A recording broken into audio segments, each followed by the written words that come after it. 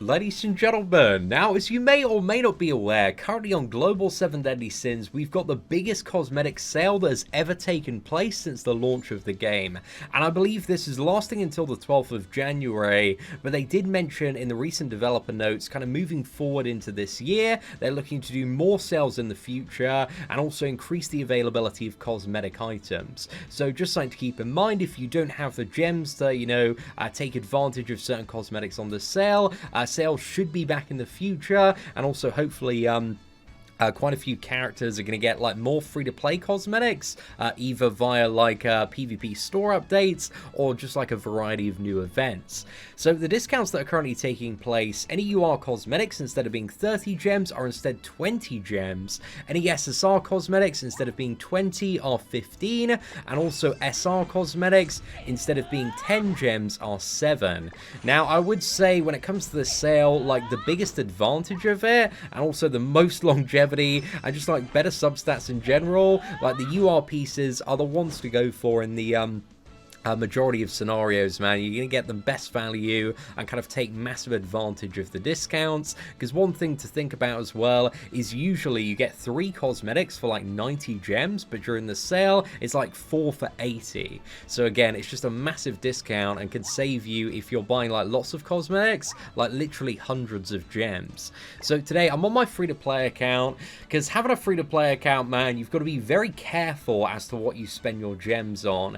And I think with the increased generosity during December, we had like double final boss, the tournament. I bet on myself on the free-to-play account for the tournament, so I got 50 gems on the free-to-play as well, and also I've got a lot more stuff to do, so I'm well on track to having 600 gems. Already got that for the Sariel and Tarmiel banner, and also we got about 2 and a bit months now for the 1-year anniversary, so I'm still gonna have like plenty of gems for the 1 Escanor. Plus on the free-to-play, I kind of know like if I wanted to in the next couple of days, I could get about 300 more gems, because I still haven't done Tower, I still haven't done like I think it's like 4 or 5 chapters of the story now, and also I've got another weekly PvP reset, so I've got a lot more gems coming in. And again, the last time I summoned on the free-to-play was the release of the Goddess Liz banner, and we've got Liz 2-6 and Lost Vein Meliodas 1-6. However, the team I've been running in PvP, man, is Lost Vein Meli, Liz, Gotha, and also Merlin on the sub. So I'm taking advantage of this event to get their cosmetics, and again, Goddess Liz and Lost Vein Meliodas are just such solid characters, not only for now, but also for a lot of the future metas as well, but also for PvP and PvE. Like, both of them are just insane for so many variants of Tower and so many challenges that do come out in the future. Now, as far as the cosmetics go, I'm just going to move my camera to the bottom right hand side here. We're just going to be getting the weapons and also health pieces as well. The outfits, again, if you're a spender, like, are good to get, are good to pick up for like maximum CC and survivability, but on a free-to-play account, man, again, I just don't have the gems to splurge on all of their cosmetic outfits there. But again, there's such big benefit, especially with Liz when it does come to the attack pieces, because more attack you have, the greater her shield is, and again, the greater her shield is, the more difficult it is to pop.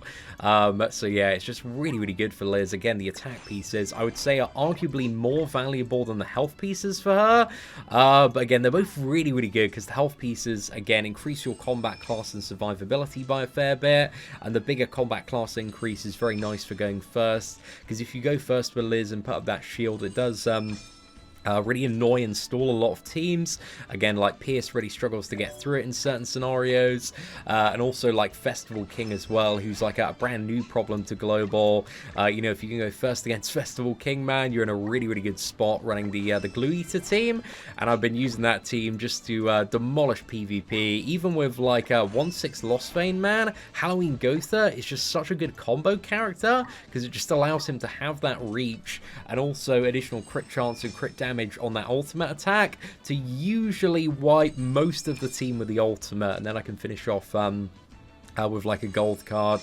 So yeah, I'm buying all the Liz cosmetics and also all the Lost Vein cosmetics on the free-to-play account, and also we're going to buy some for Derriere and Estarossa. So these would be kind of the high priority characters, at least in my opinion, because again, they have so much longevity, they're so valuable for now. I think we've really seen as well with the introduction of Assault Mode Meliodas that Lost Vein can still be a really, really good character. There's lots of like variants of teams that people are running with Assault Meliodas at the moment, and I think they all do well to counter different characters. But Lost Vein, he does work quite nicely against a lot of Assault Melee teams, because you can either wipe those teams in the ultimate if they don't have a ult control character, or if they've got a lot of ult control and are focused on that a bit too much, then the combination of, you know, his gold cards and Halloween Gotha can also wipe that team and just quickly get Lost Vein down. Assault Mode Meliodas down.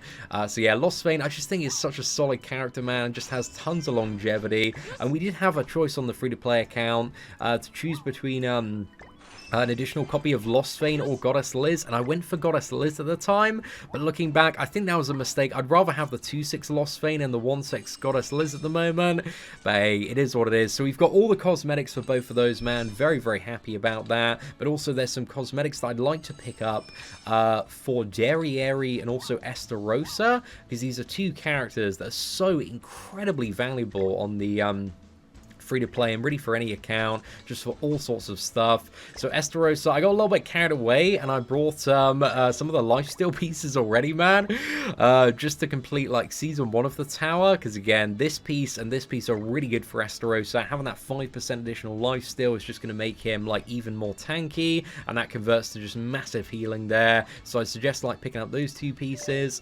But in terms of the attack pieces, I think I'm going to get the SSR piece and also the UR piece on Estarossa, because again, this man's just a friggin' cheat code for so much PV content. There's a part of me, like, I'm a bit tempted to get the wrench as well, but I'm hoping that Estarossa is going to have some more pieces that are a bit more accessible in the game next year, so I think I'm going to skip on that. But again, you can get that piece if you really, really do like Estarossa, and again, this man puts in so much work when it does come to content like the tower as well. And then Derriere, I actually brought, I think, one piece on Derriere already, just to make season 1 of the tower. I brought this piece, the 3% lifesteal piece, because again, that's really, really good for Derriere. If you can maximize her lifesteal, you're just getting like fully topped up on every single ultimate and hard-hitting card. So yeah, that one's really, really nice as well. We can get that one via Hero Affinity. I think I brought this one as well from the shop. Again, that's a really nice piece to get. Additional lifesteal there. But in terms of these pieces, I think I'm definitely gonna get the UR one. I'm debating whether I get the SSR. Again, a little bit of attack can go a very long way when it comes to Derriere. So yeah, I think I'm gonna get the UR and the SSR piece here on the free-to-play, because again, Derriere is just such a good character. Her damage is like pretty future-proof as well, because she's still like the hardest hitting character in the entire game when it comes to her ultimate. Like, even the one Escanor, like, can't, I believe, get anywhere close to Derriere's max damage output potential, so she's a very good character to invest in. So yeah, I'm happy we got all those pieces, man. It's kind of dusted off like a lot of characters that I needed to have like ideally a bit more firepower on the free-to-play. So we did end up spending about 300 gems. But again, we got all the essential pieces ready for Goddess Liz, Estarossa, Derriere, and Lost Vein. So yeah, I'm pretty damn happy about that. So just looking down the roster as well, I feel like a lot of the original 7 Deadly Sins characters like Gotha, King, Merlin, Escanor, and also like standard Meliodas as well, there's been like a lot of events and free cosmetics to kind of fully fill out all of their cosmetic slots there. So again, there's not really much to buy, and I imagine there'll be a lot more coming in the future as well, and certain cosmetics returning, like the summer ones, for example. So yeah, I wouldn't worry about cosmetics for those. Lilia and Dean Meliodas, some of their cosmetics, the UR ones, are certainly not bad to buy. I think Lilia and Meliodas, again, they're very useful characters. I wouldn't say they're top of the top meta, but they're still really good for all sorts of scenarios and bosses that do appear in the future. So yeah, I brought a lot of their cosmetics early on the free-to-play when I was grinding to like top bracket in Elite PvP using like a Mega Rugal, Blue Dean Melly, and Lilia there. So yeah, they're not too bad. They're moving down the roster. I don't think there's anybody that's really that important that I've currently got on the free free-to-play account. Like maybe if you're a big fan of Arthur, again, Arthur has all sorts of uses and there's lots of variations of Arthur as well. And there is a green PvE Arthur coming out probably in the next couple of months on Global as well, and he benefits from the same cosmetics as the red version of Arthur. So maybe a couple of the UR pieces if you're really into Arthur there. And then scrolling down a little bit further, Monspeet, if you're the biggest simp for Monspeet, again, it can be a very fun character to play, but really only if you've got like Kyo and Zeldris to support him, and also Athena on the back line. But yeah, not a bad time if you're a big fan of Monspeet there. And looking down even further, not really seeing anybody that's like worthy of gems for cosmetics for most players. Again, it's annoying with the collab characters that their cosmetics aren't available in the shop for gems, man, because this would be like such a good time to get all the cosmetics for like Omega Rugal, Athena, and the King of Fighters characters, man. That'd be really great. But yeah, I don't think there's anybody else that I got on the free-to-play that's like you know, too worthy of spending your gems on at the moment. But there are certain characters such as Lodociel that you might want to consider. Droll and Zeldris, if you're a big fan of that combination and playing with Zeldris' Commandment. Again, a very good characters. Both of them have some really good longevity when it comes to future PvP comps as well. Again, Zeldris and Droll work in many different fashions when it does come to Assault Meliodas teams on the Japanese version. So yeah, I love them, man, especially paired with Kyo at the moment on Global. They are so damn good. So yeah, I'm a big fan of those. And if I had those characters on the free-to-play, then, you know, I might consider getting them. But the thing is, like, I'm so far off having, like, a Zeldris Droll Commandment team on the free-to-play, and it's not really something that I've, you know, went for and focused on. That I think I've just got to stick to the standard Lostvane, Gotha, and Liz team, because I'm sure as many of you know, you can pretty much, like, build whatever team you want as a free-to-play player, but you need to stick to, like, a handful of teams, because if you spread your resources too thin, then yeah, you just don't have the UR gear, the Super Awakening materials, all the stuff you need to like properly like max out characters, their gear and equipment, and build like proper teams there. So yeah, unfortunately on the free-to-play, I can't get Zeldris or Droll, but again, they're really good characters to invest in if you do have gems for their cosmetics as well. And then aside from that, I don't think there's anybody else that really comes as a super high priority. There are certain characters like Camilla if you really want to, and again, if you're massive whaling as well, Lodociel, it's a good time to get a bit of a discount there.